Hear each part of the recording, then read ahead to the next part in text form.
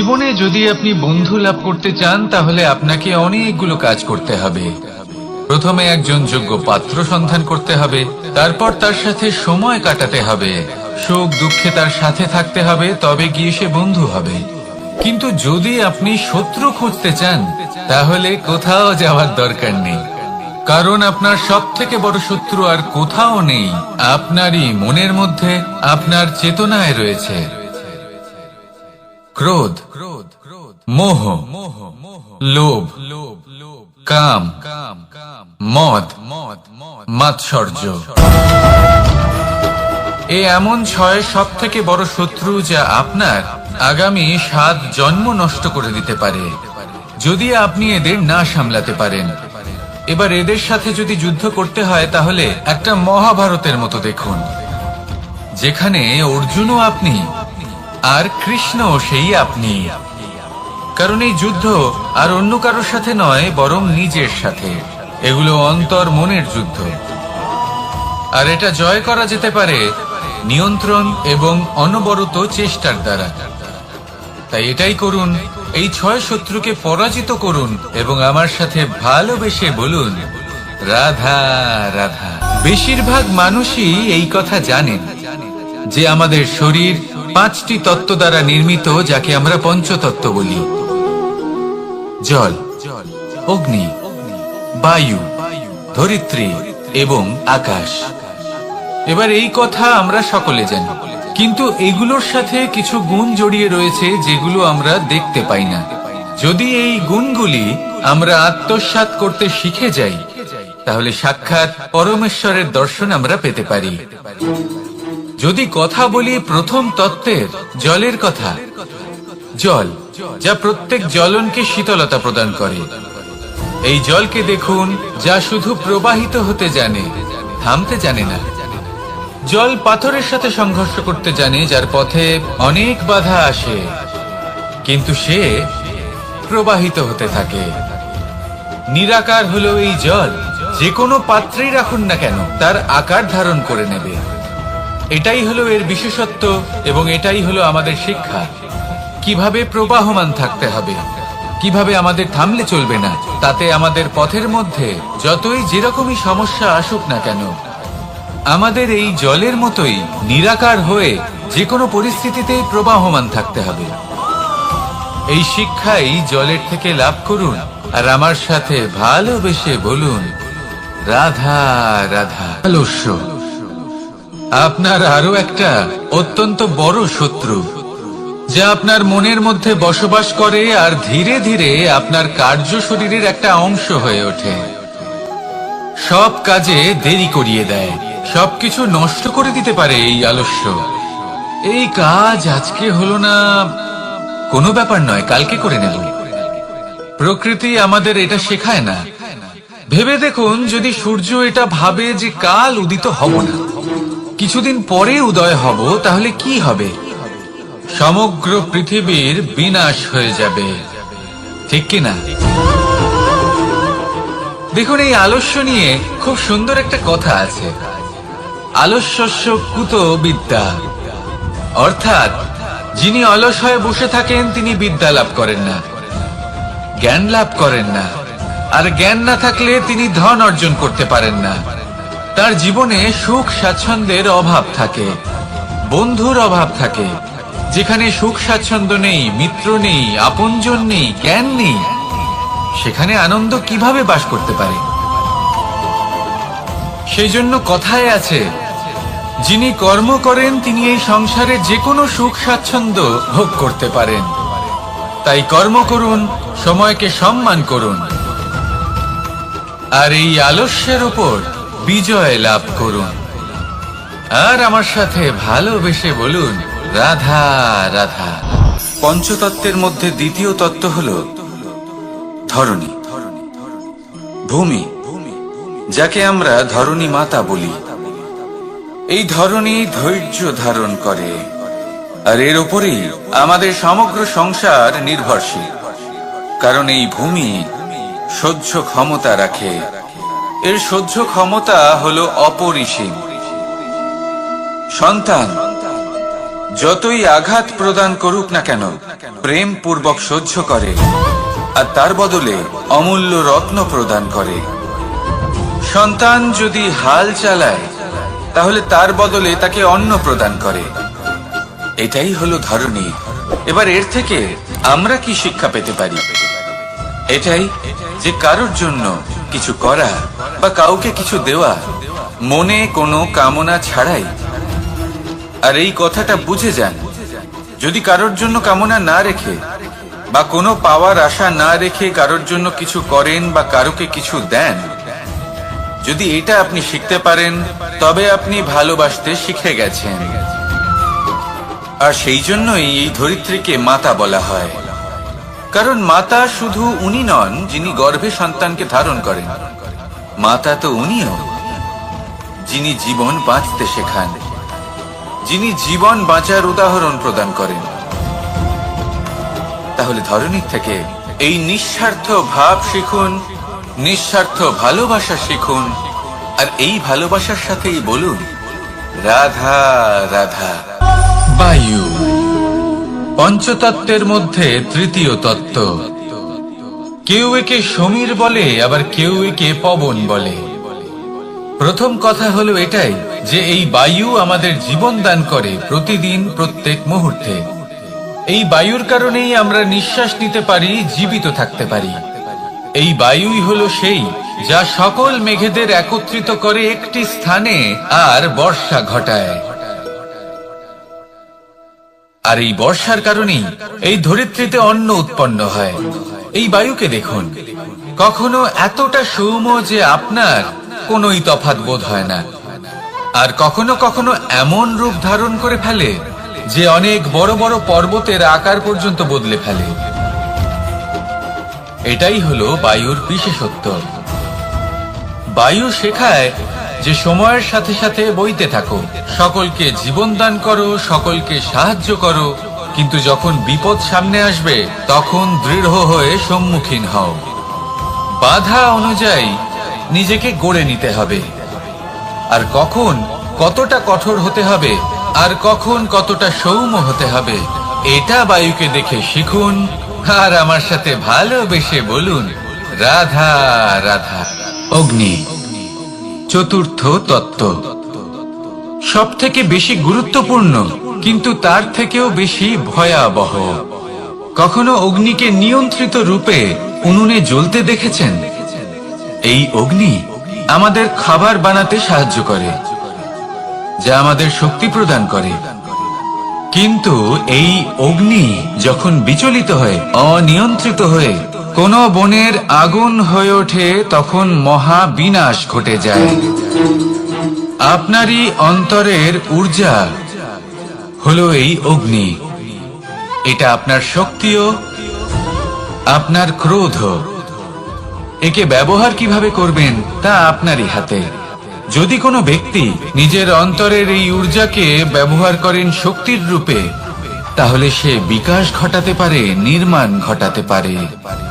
কিন্তু যদি কোনো ব্যক্তি তার অন্তরের ঊর্জাকে বিধ্বংসী অস্ত্র বানিয়ে ফেলেন, তাহলে নিশ্চিত রূপে মহা বিনাশ ঘটতে পারে, যাতে বিনাশ তারও অবশ্যই হবে।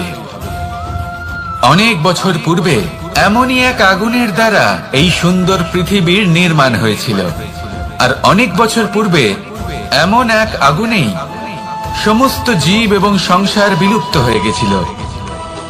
এবার আপনি আপনার অন্তরের ঊর্জা দ্বারা বিনাশ ঘটাতে চান নাকি নির্মাণ ঘটাতে চান, সেই সিদ্ধান্ত আপনারই। আসুন আমার সাথে ভালোবেসে বলুন রাধা রাধা। পঞ্চম তত্ত্ব, আকাশ নব ব্যোম। আসলে কোনো ভ্রম নাকি সত্য? ভ্রম তো হতে পারে না, কারণ ভ্রমের মধ্যে কেউ বাঁচতেই পারে না।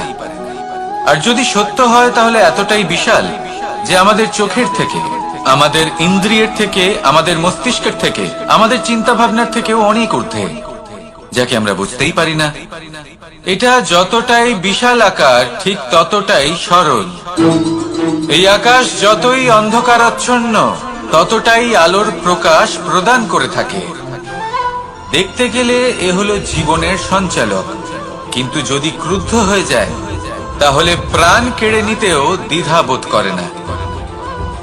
এই আকাশ শুধুমাত্র পৃথিবী লোক নয়, বরং এই সমগ্র ব্রহ্মাণ্ডকে, এই সমগ্র সৃষ্টিকে, এর প্রত্যেকটা তারাকে, প্রত্যেকটা গ্রহকে একটা বিশেষ স্থান প্রদান করে। এর নিজের কোনোই অস্তিত্ব নেই, কিন্তু সকলকে অস্তিত্ব প্রদান করে। এটাই হলো এই আকাশের মাহাত্ম্য। এই আকাশে হলো মাহাত্ম্যের প্রতিরূপ, যা আমাদের ভাবনা দ্বারা উৎপন্ন হয়। আপনিও আকাশের মতো এই বোধকে আপন করে নিন। আপনার জীবনও আকাশের মতন মহান এবং বিশাল হয়ে উঠবে। আর তখনই মন সুপ্রসন্ন হয়ে বলবে, রাধা রাধা। কাম, তৃতীয় পুরুষার্থ। এবার অধিকাংশ মানুষই কাম বলতে বিলাসিতা, বাসনা, লালসা মনে করে ফেলে। আসলে এমন কিছুই নয়। কামের বাস্তবিক অর্থ কি? কামের বাস্তবিক অর্থ হল কামনা। প্রতিটা ব্যক্তি, প্রতিটা মানুষ, প্রতিটা জীব এই সংসারে কোনো না কোনো বিশেষ কারণে আসে। সেই কারণকে পূর্ণ করার জন্য কর্ম করাকে কাম বলে। এখন সেটা সবার জন্য ভিন্ন হতে পারে। কারোর কাছে সেটা জ্ঞান অর্জন করা হতে পারে, আবার কারোর কাছে নির্মাণ করা হতে পারে। কারোর জন্য পরিবারকে সঞ্চালন করা হতে পারে, আবার কারোর জন্য এই সংসার থেকে পাপ দূর করা হতে পারে। কিন্তু সবথেকে গুরুত্বপূর্ণ হলো যে মানুষ যেন নিজের কর্ম ঠিক করে করে, সম্পূর্ণ যত্ন নিয়ে করে। তৃতীয় পুরুষার্থ মানে এই কাম। এটার অনুচিত অর্থ নিজেকে বোঝানো মানেই সমগ্র জীবনকে অর্থহীন করে দেওয়া। তাই প্রেম দ্বারা আপনার এই সংসারে আসার কারণটাকে অনুসন্ধান করুন, আর এই প্রেমের সাথেই বলুন, রাধা রাধা। এবার এই পুরুষার্থের বিষয়ে আপনারা অবশ্যই শুনেছেন, মোক্ষ, চতুর্থ পুরুষার্থ। আপনারা কি জানেন এই মোক্ষ আসলে কি? ধর্ম, অর্থ, কামনার পালন করতে করতে মৃত্যু লাভ করা, এটাই কি মোক্ষ? না, মোক্ষ হলো সেটাই যা জন্ম এবং মৃত্যুর ঊর্ধ্বে। প্রত্যেক ব্যক্তি, প্রত্যেক জীবই সংসারে কোনো না কোনো বিশেষ প্রয়োজনে আসে। ধর্মপথে, সৎপথে অর্থ উপার্জন করা, প্রয়োজনকে পূর্ণ করার চেষ্টা করতে করতে সেই প্রয়োজনকে পূর্ণ করা তাকে মুক্তির পথে নিয়ে যায়, যা হলো মোক্ষ। যদি এই মোক্ষ লাভ না হয় তাহলে মানুষ জন্ম এবং মৃত্যুর এই চক্রে বারবার ফিরে আসবে। তাই নিঃস্বার্থভাবে সদ্ভাব নিয়ে কর্ম করুন, সকলকে ভালোবাসুন, আর আমার সাথে বলুন, রাধা রাধা। মানুষ বড়ই বিচিত্র প্রাণী। অধিক থেকে অধিকতর ধন লাভ করার চেষ্টায় নিজের শরীরকে নষ্ট করে ফেলেন, নিজের শক্তি হারিয়ে ফেলেন, নিজের সামর্থ্য হারিয়ে ফেলেন। আর যে ধন লাভ করেন সেটা কোথায় যায়? সেই শক্তি, সেই সামর্থ্যকে আবার ফিরে পাওয়ার জন্য। আর কিছু মানুষ জীবন এমন ভাবে যাপন করেন যেন তা কখনোই শেষ হবে না, কিন্তু শেষ তো সবারই হবে। আর যখনই শেষটা কাছে চলে আসে তখন মানুষ এটা বুঝতে পারেন যে সে জীবনকে উপভোগ করেননি। তার কারণটা কি? লালসা। এই লালসা জন্ম দেয় লোভকে, আর এই লোভ জন্ম দেয় আপনারই বিনাশকে। সেই জন্য আজ আপনার কাছে যা কিছু আছে, যেমনটা আছে, তার সাথে জীবন যাপন করুন, পূর্ণরূপে যাপন করুন।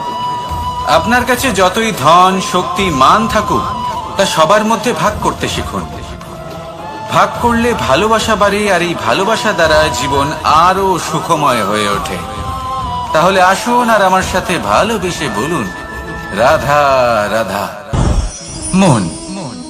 জীবনে যখনই কোনো বস্তু বা সুখ স্বাচ্ছন্দ্য অধিক মাত্রায় আপনার কাছে চলে আসে, তখন নিজেকে শ্রেষ্ঠ মনে করার একটা প্রবণতা দেখা যায়, যা হয় আত্মবিশ্বাসে পরিণত হয়, নয়তো অহংকারে।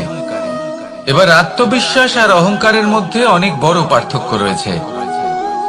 আমি এটা করতে পারি, আমি ওটাও করতে পারি, এ হলো আত্মবিশ্বাস। শুধুমাত্র আমি এটা করতে পারি, শুধুমাত্র আমি ওটাও করতে পারি, আমি হলাম সর্বশ্রেষ্ঠ, এটা হলো অহংকার। এবার এই অহংকার এর ধ্বনি অনেক দূর প্রবাহিত হয়, আর এর প্রহার সর্বপ্রথম আপনাকে বিপর্যস্ত করে। এবার এই অহংকার এর বিপরীত শব্দ হলো বিনয়, অর্থাৎ নিজের ঊর্ধ্বে উঠে অন্যের বিষয় ভাবনা চিন্তা করা, সংসারের বিষয়ে ভাবা।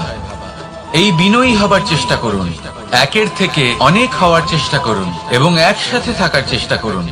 নিশ্চিত রূপেই আপনি বিকাশের কারণ হবেন। মত্ততা থেকে নিজেকে দূরে রাখুন, অহংকার থেকে নিজেকে দূরে রাখুন। এই মন প্রসন্ন হয়ে বলবে, রাধা রাধা। জীবনে যখন কোনো ব্যক্তি নিজের লক্ষ্য প্রাপ্তির জন্য নিরন্তর পরিশ্রম করতে থাকেন, চেষ্টা করতে থাকেন, তখন তিনি কষ্ট অনুভব করেন, কখনো শারীরিক কষ্ট, কখনো মানসিক কষ্ট।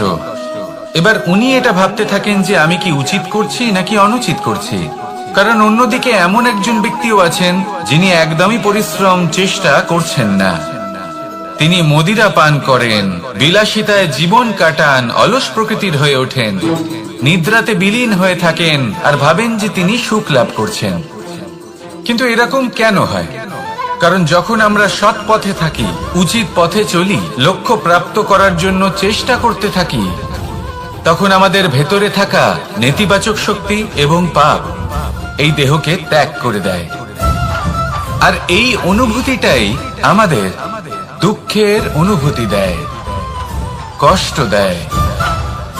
এবার সেখানে যদি আমরা কুপথে চলি, অনুচিত পথে চলতে থাকি, তাহলে আমাদের ভেতরে থাকা পুণ্য এবং ধনাত্মক শক্তি আমাদের দেহ ত্যাগ করে দেয়। আর এই অনুভূতির কারণেই আমরা সুখ অনুভব করি। কিন্তু কখনো ভাববেন যে এই সুখ বেশি সময় পর্যন্ত থাকে না। সেই জন্য সবসময় মনে রাখবেন, যদি আপনি জানেন যে এটাই আপনার লক্ষ্য, এটাই উচিত পথ, শুভ পথ, তাতে নিরন্তরভাবে এগিয়ে যেতে চেষ্টা করতে থাকুন। এই কষ্ট আপনাকে সুখের পরাকাষ্ঠায় কখন পৌঁছে দেবে তা আপনি জানতেই পারবেন না। আসুন আমার সাথে ভালোবেসে বলুন, রাধা রাধা। ঈর্ষা আমাদেরই মনে বসবাস করা আরো একটা শত্রু। তবে এই শত্রু কখনো কখনো আমাদের জন্য লাভদায়কও হতে পারে, কিন্তু যদি আমরা সতর্ক না থাকি তাহলে সেটা ততটাই ঘাতক হয়ে উঠতে পারে। যদি আপনার কোনো প্রতিদ্বন্দ্বী থেকে থাকে যে এগিয়ে চলেছে, তাকে দেখে আপনার মনে ঈর্ষা উৎপন্ন হয়, আর ঈর্ষাবশত আপনি নিরন্তর চেষ্টা করতে থাকেন, পরিশ্রম করতে থাকেন সামনে এগোনোর জন্য, তাহলে তার দ্বারা আপনার বিকাশই হবে। কিন্তু যদি আপনি নিজের বিরোধীকে শেষ করতে দেওয়ার জন্য অগ্রসর হন, তাকে বিনাশ করার জন্য অগ্রসর হন, তাহলে এই ঈর্ষা প্রথমে আপনার বিনাশ অবশ্যই করবে। একটা কথা আছে, এটা পশু প্রবৃত্তি, আপনি শুধুই নিজের বিকাশের কথা ভাববেন। তিনি হলেন প্রকৃত মানুষ, যিনি অন্য মানুষের জন্য প্রাণও দিতে পারেন। এই ঈর্ষা যদি আপনাকে বিকাশের পথে নিয়ে যেতে পারে তাহলে খুবই ভালো। যদি আপনাকে অন্য কাউকে বিনাশ করে দেওয়ার পথে অগ্রসর করে, তাহলে তার থেকে দূরে থাকাই ভালো। যেমন ধরুন, আপনার কাছে একটা সূচ আছে, যার দ্বারা আপনি ছেঁড়া কাপড়ও সেলাই করতে পারবেন বা অন্য কারোর পাত্রে ছিদ্রও করে দিতে পারবেন। আপনি কি চাইবেন, নিজের বিকাশ নাকি অন্য কারোর বিনাশ? সিদ্ধান্ত আপনারই। আসুন আর আমার সাথে ভালোবেসে বলুন, রাধা রাধা। বিষ এবং অমৃত, এর ভিত্তিতেই সংসার চক্র চলতে থাকে। যখন সমুদ্র মন্থন হয়েছিল তখন এই দুই প্রাপ্ত হয়েছিল। প্রথমে বিষ পাওয়া গেল, তারপর অমৃত। জীবন মন্থন করলেও এগুলো লাভ করা যায়। এবার এই যে বিষ, তা হলো অমৃতের থেকে অনেক বেশি শক্তিশালী এবং সেই জন্যই অনেক বেশি ঘাতকও। এবার বোঝার চেষ্টা করি এই বিষ আসলে কি। যে কোনো বস্তু বা কোনো ভাব যদি মাত্রার থেকে বেশি পরিমাণে আপনার কাছে থাকে, প্রয়োজনের থেকে বেশি আপনার কাছে থাকে, তাহলে সেটা আপনার কাছে বিষ সমান হতে পারে। তা সে ধন হোক, শক্তি হোক, সম্মান হোক, ইত্যাদি ইত্যাদি। যদি আপনার কাছে এমন কিছু থেকে থাকে যা মাত্রার থেকে বেশি পরিমাণে আপনার কাছে আছে, তাহলে তাকে ভাগ করতে শিখুন। যদি আপনি ভাগ করতে শিখে যান, তাহলে এই বিষই আপনার জন্য অমৃতে পরিণত হবে, আর তাদের কাছেও অমৃত সমান হয়ে উঠবে যাদের এই সাহায্যের প্রয়োজন। তাহলে ভাগ করে নিতে শিখুন আর আমার সাথে ভালোবেসে বলুন, রাধা রাধা। কোনো বাড়িতে, কোনো পরিবারে যখন কারোর জন্ম হয়, তখন তা কত সুখের মুহূর্ত হয়।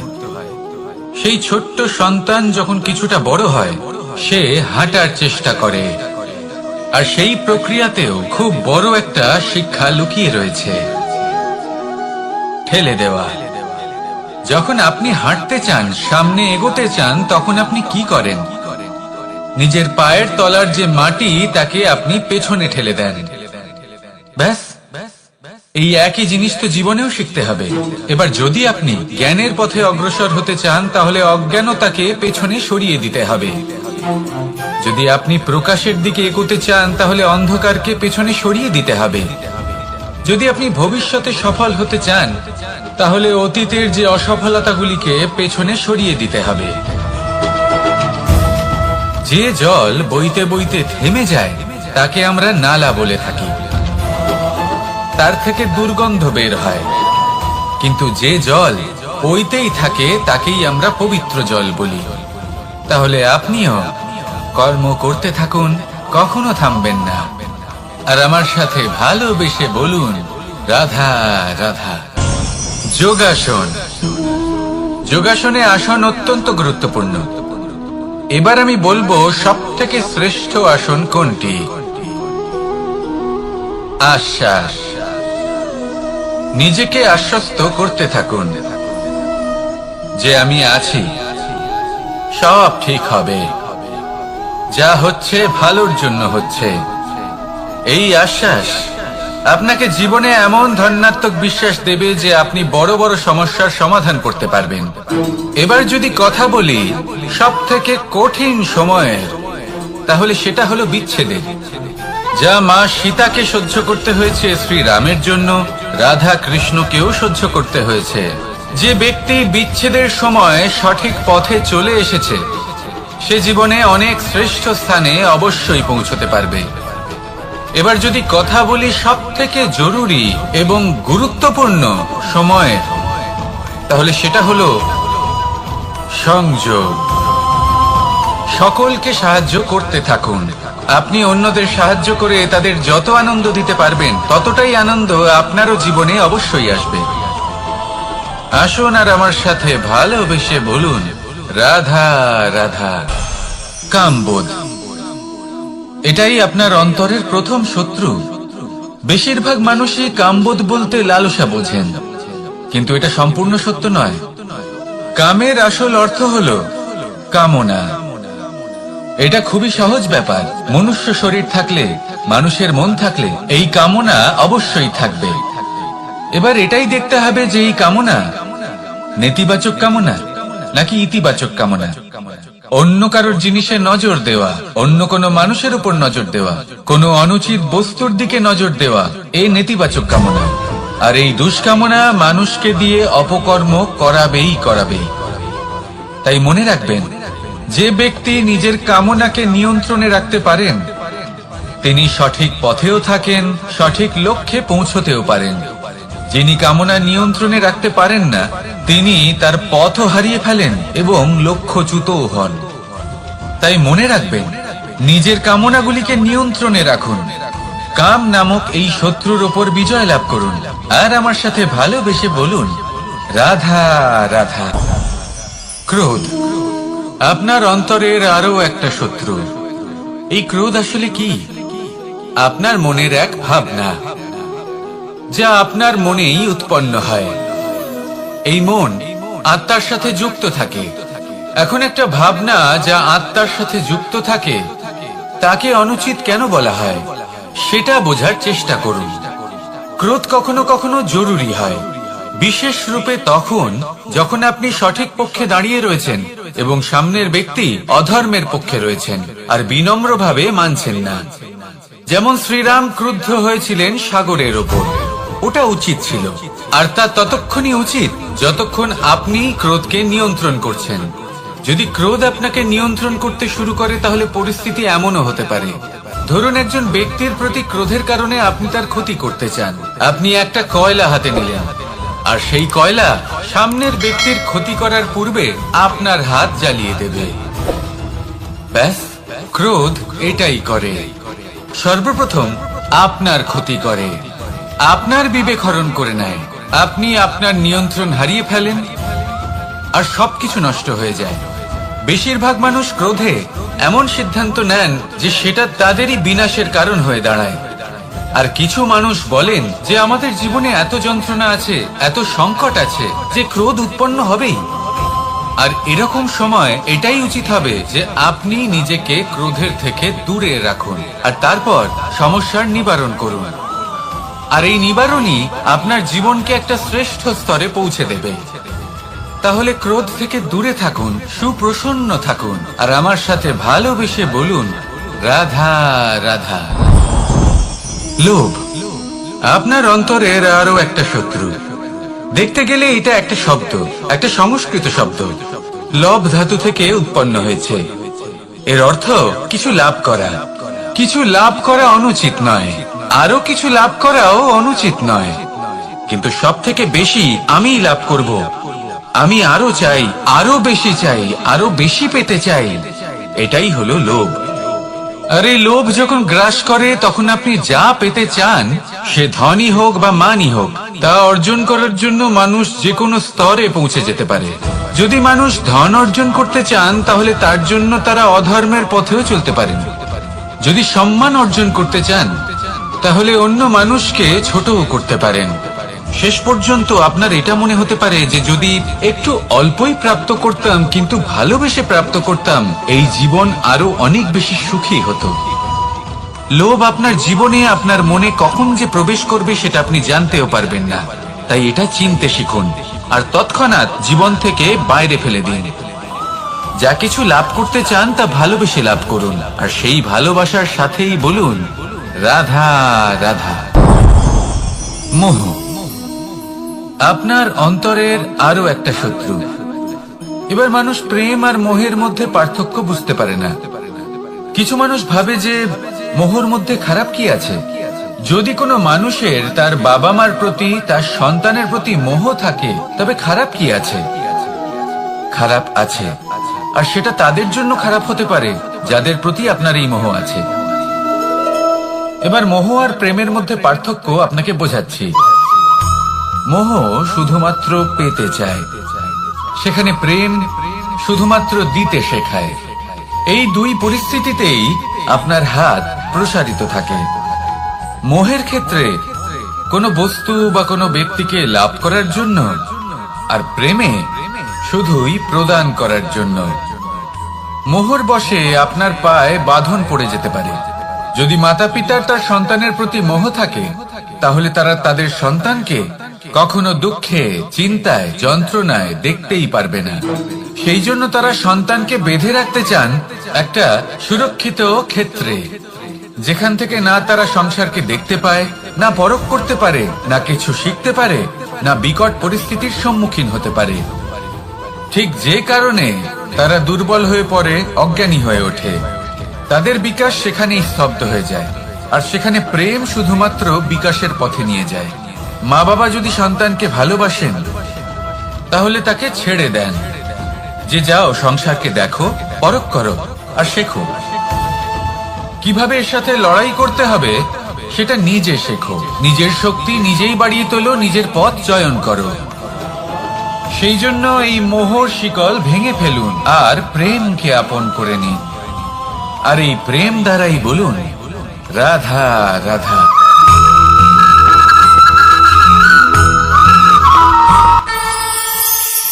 একবার একটা শেয়াল বনে বিচরণ করছিল। ও একটা ছোট্ট শাবক দেখতে পেল। ও ভাবলো আজ একেই আমি খাবার হিসেবে গ্রহণ করব। আশেপাশে দেখলো কেউ দেখছে না তো, কেউ ছিল না। আর সেই শাবকের ওপর আক্রমণ করল, যা হলো একটা ঘোর অপরাধ। বনের নিয়ম অনুসারে আপনি কখনোই শাবকের উপর আক্রমণ করতে পারেন না। তারপর এই খবরটা যখন রাজা সিংহ জানতে পারলেন, সভার আয়োজন করলেন। কিন্তু সেখানে শেয়াল বলল, আমি তো এরকম কিছু করিনি। কিন্তু যদি আপনি এরকম বলেন, কোনো প্রমাণ দিন, এর কোনো সাক্ষী আছে? তখন রাজা সিংহ পেঁচাকে ডেকে পাঠালেন, যে সেই মুহূর্তে বৃক্ষের শাখার ওপর বসেছিল। সে সব কিছু দেখেছিল।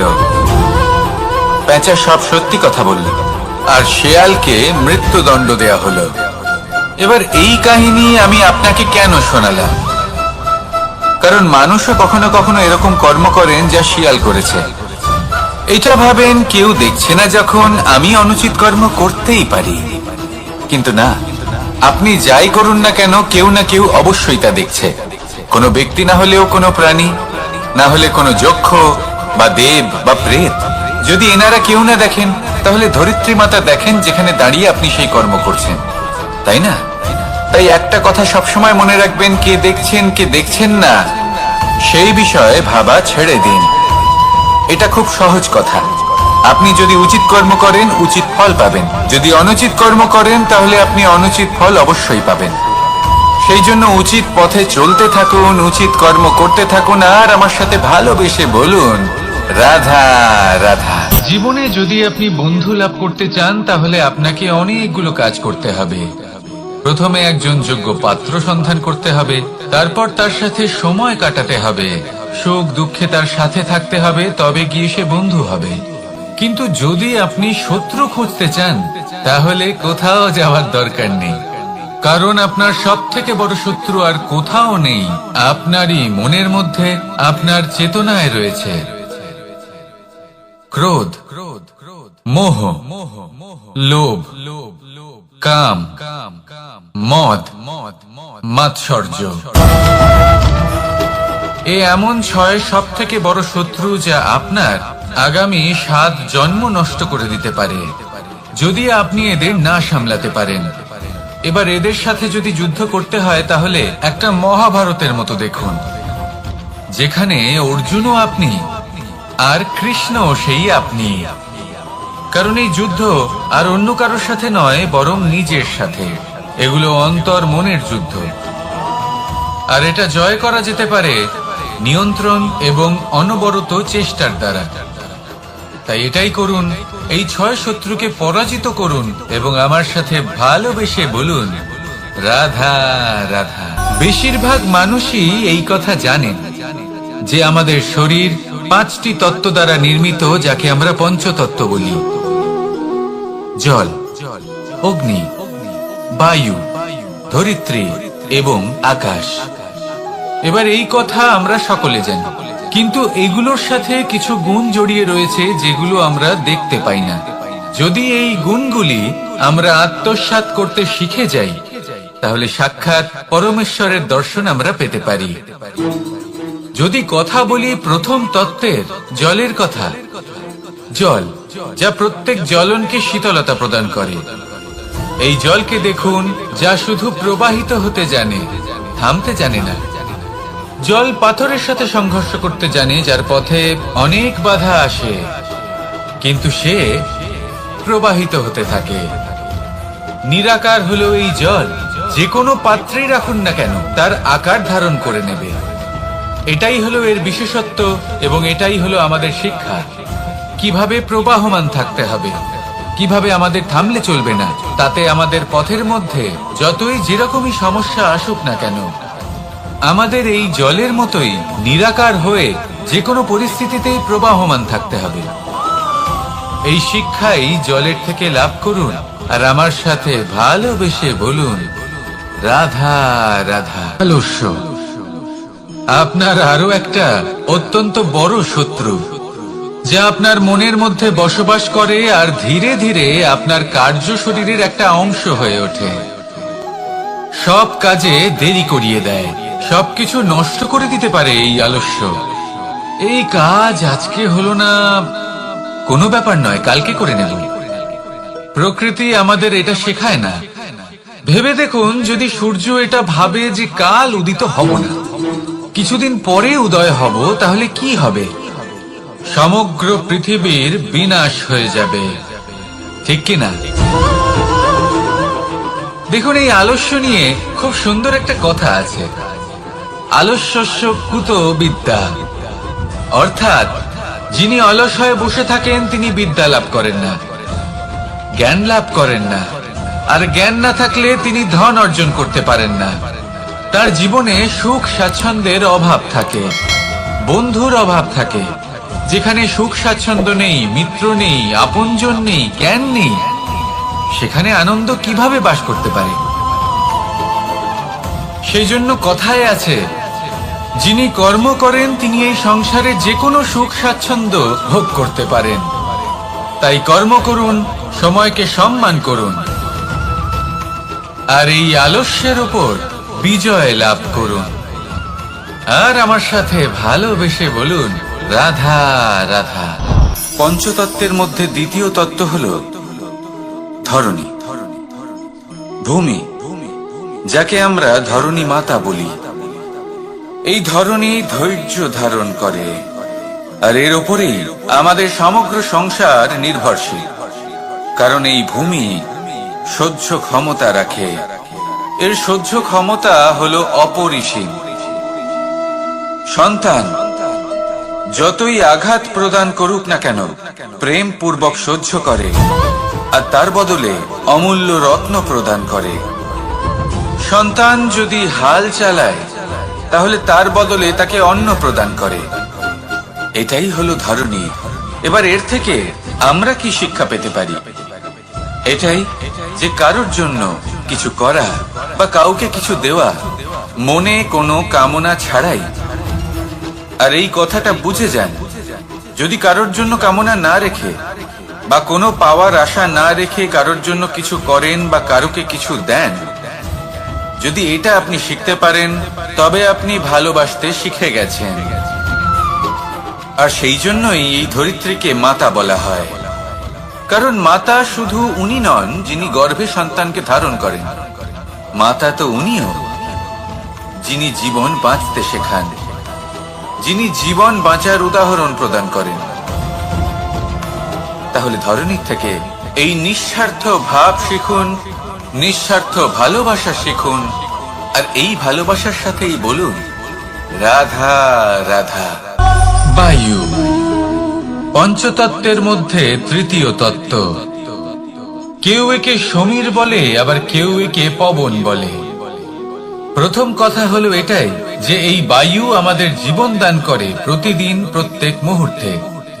এই বায়ুর কারণেই আমরা নিঃশ্বাস নিতে পারি, জীবিত থাকতে পারি।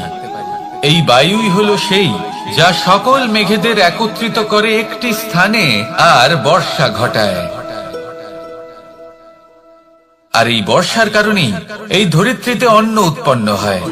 এই বায়ুকে দেখুন, কখনো এতটা সৌম্য যে আপনার কোনোই তফাৎ বোধ হয় না, আর কখনো কখনো এমন রূপ ধারণ করে ফেলে যে অনেক বড় বড় পর্বতের আকার পর্যন্ত বদলে ফেলে। এটাই হলো বায়ুর বিশেষত্ব। বায়ু শেখায় যে সময়ের সাথে সাথে বইতে থাকো, সকলকে জীবন দান করো, সকলকে সাহায্য করো, কিন্তু যখন বিপদ সামনে আসবে তখন দৃঢ় হয়ে সম্মুখীন হও। বাধা অনুযায়ী নিজেকে গড়ে নিতে হবে, আর কখন কতটা কঠোর হতে হবে আর কখন কতটা সৌম্য হতে হবে, এটা বায়ুকে দেখে শিখুন।